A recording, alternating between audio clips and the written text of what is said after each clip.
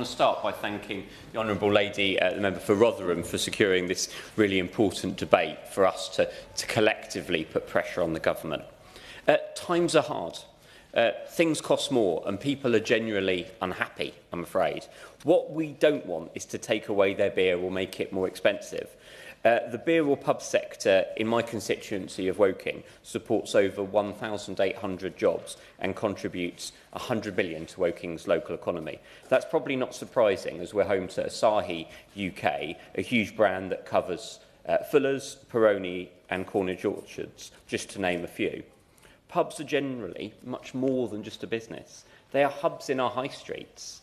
They're at the centre of our community life. Pubs are places where you go to watch a football match, where you take your grandparent to a Sunday afternoon to make sure they get out of the house. They're a fun place to drink pints with a few of your friends. Who has been to a pub during a funeral? I know I have, sharing stories about loved ones. I've done that at the Horsell Cricketers in my constituency. That's the core of what we're speaking about today, is that they're a really important place for people. And I'm worried the government rules will undermine that.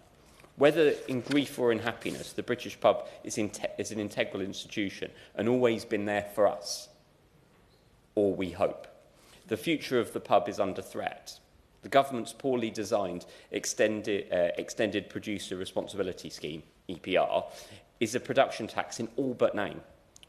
It places more than 100 million on new annual costs on brewers for glass packaging alone. The Liberal Democrats support the goal of making packaging and manufacturing more sustainable. We've long advocated for improved recycling and a well-designed deposit return scheme, but the current approach to EPR risks doing more harm than good. It heaps unpredictable and escalating costs onto producers, great and small, whether that be Asahi or the small brewer in my constituency, Thurston's, without offering clarity or stability that businesses need to plan for the future. For local brewers or publicans already battling inflation and higher taxes, these additional costs affect jobs and investment. Disastrously, this cost is also passed on to people going down the pub or buying a bottle of what they fancy from a shop. In Woking, this means a direct hit to ordinary people already struggling with the cost of living crisis. But colleagues, this issue extends beyond my constituency of Woking, what we've already heard from today. What's worse is this scheme is supposed to apply only to household waste, but the way it's currently designed means that pubs are double charged. Despite already paying for commercial waste collection, they now face an additional £60 million burden across the sector, with some even larger venues expected to pay up to £2,000 extra each year. Even the government has acknowledged that this is a flaw, yet this won't be fixed until year 3 of the scheme. That delay is not acceptable. Why should struggling local pubs in Woking, or other constituencies for that matter, be forced to bear unnecessary costs for the next 2 years whilst the government dithers?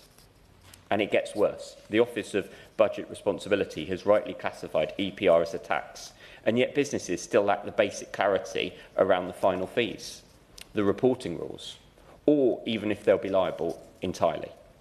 This uncertainty is paralysing for businesses when they're faced with international or local events that are already hurting them. How can small brewers or pubs make the investment decisions when they don't know what the rules of the game that they'll be playing? They don't know what the liabilities will be. The impact of EPR extends beyond hospitality. Let's talk about glass, as the member for Rotherham has. Over 60% of glass packaging in the UK is produced domestically, but the EPR scheme, as it stands, risks pushing manufacturers to abandon glass altogether in favour of cheaper, less sustainable materials, like, as our old classic friend, plastic. What we've seen in the United States is where similar schemes have driven glass manufacturers out altogether. In the UK, more than 6,000 people work in the glass sector. Penalising them is just the wrong thing to do. Therefore, I want to urge and I want to implore the Minister, please, will the government commit to reviewing EPR to support the food and drink sector, especially in my constituency of Woking. The Liberal Democrats and I do support environmental initiatives, but not at the cost of local jobs, economic growth or the viability of businesses that hold our communities together. The government must rethink this scheme. Thank you.